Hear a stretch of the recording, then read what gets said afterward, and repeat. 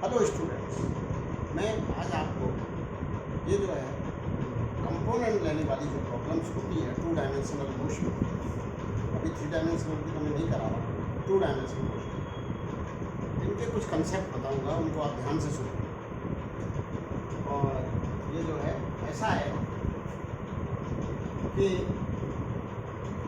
ये बोट है, boat 1 metre लंबी,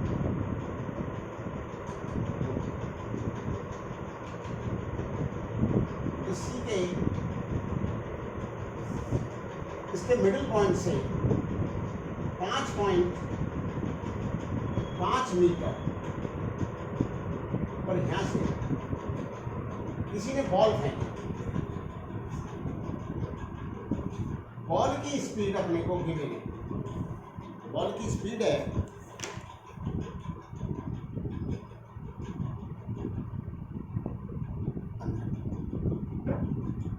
5 मीटर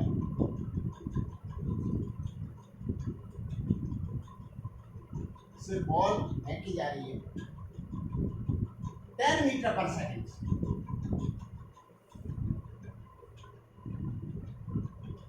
अब इसमें यह पूछा गया है कि वो किस एंगल पे फेंके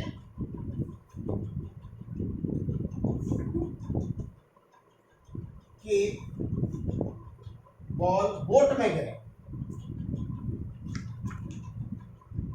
कहने का मतलब है कि जो रेंज है उसकी, उस बॉल की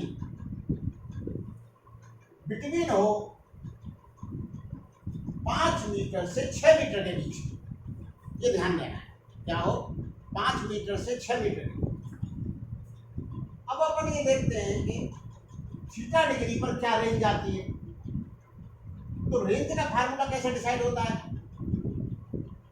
एक्चुअल में इस थीटा एंगल को हॉरिजॉन्टल से जितना ज्यादा करते चले जाएंगे, टाइम ऑफ फ्लाइट बढ़ता चला जाता है।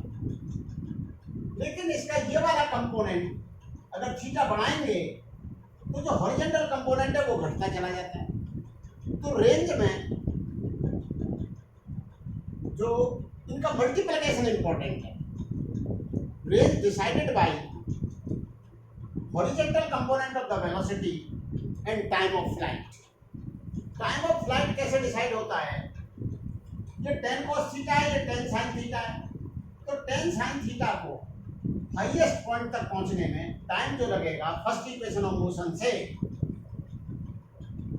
क्या लगेगा? tan sin theta minus gt बराबर 0। तो हाईएस्ट पॉइंट पर पहुंच जाएगी ball tan sin theta upon g time में, और इतना ही टाइम उसको गिरने में लगेगा।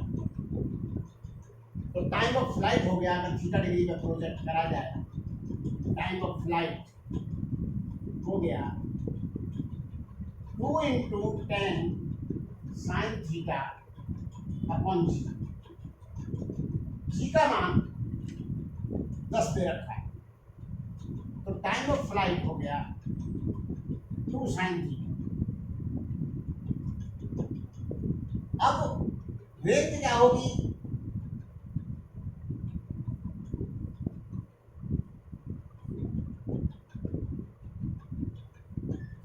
u cos theta into time of flight. Time of flight 2u sin theta by g होता है। तो ये 2 था, ये u था, और ये sin थीटा। तो टाइम ऑफ फ्लाइट अपन ने 10 से 10 कट गया था, तो 2 sin थीटा,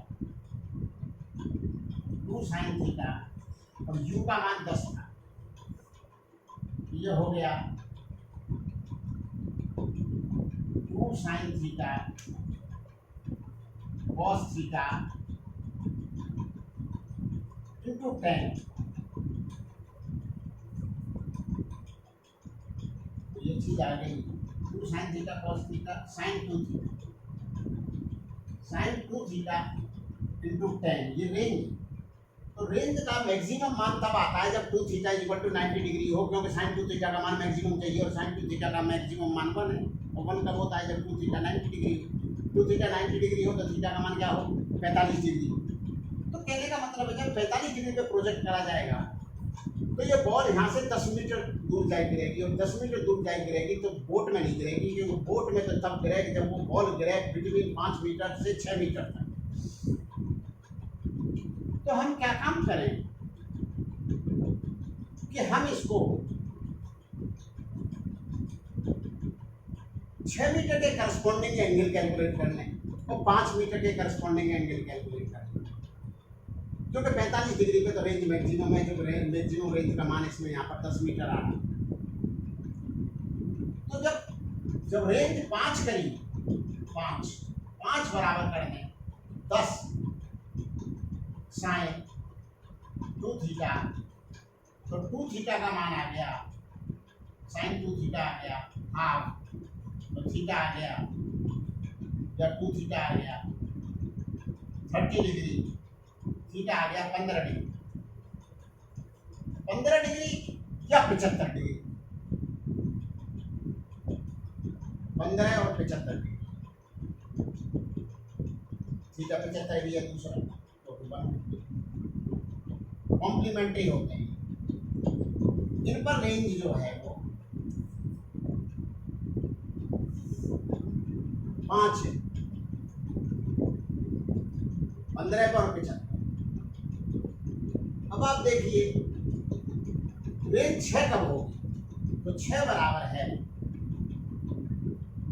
जो रेंज का जनरल भाग होगा 10 साइन 2 थीटा, तो साइन 2 थीटा बराबर 3/5, 3/5 जो होता है तो 2 थीटा होता है 37 डिग्री, 37 डिग्री, तो थीटा का मान हो गया 18.5 डिग्री, या दूसरा हो गया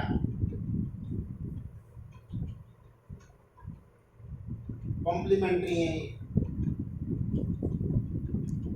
180 माइनस 37, 2 थीटा है, उसका आधा कर दो, या 18.5 घटा दो 90 में से, ये आ गया 71.5 डिग्री। अब थोड़ा थिंक करना है कि 5 से 6 के बीच में कब तक रहेगा, तो 6 के लिए क्या एंगल आ रहे थे 18.5 और 71.5, तो 15 डिग्री पर जब फेंका गया इसको 15 पर, तो यहाँ गिरी, और जब 75 पे फेंका गया,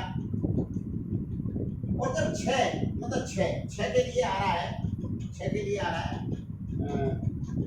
इसके लिए 6 के लिए तो है 18.5, और ये 15 से लेके 15 डिग्री पे भी है और 75 पे भी है, तो 75 वाला यूँ आए। अब 15 से लेके 18.5 तक यहाँ पहुँच जाएगी 6,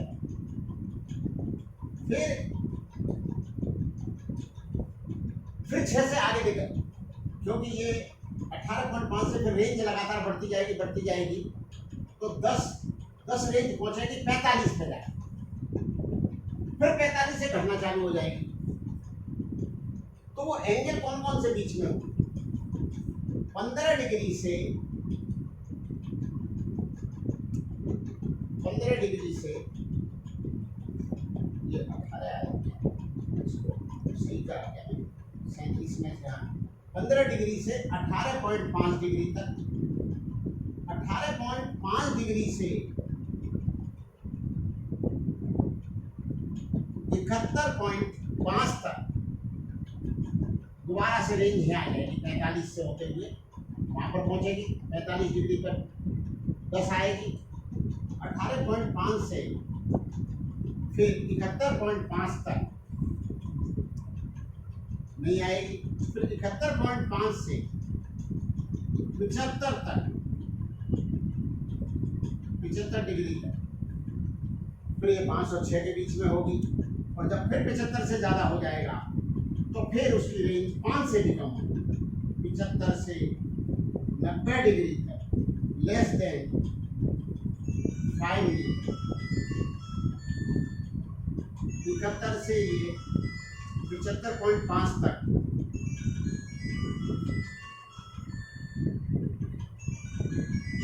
ये 6 और 10 के बीच में हो, इसको बंद रखना।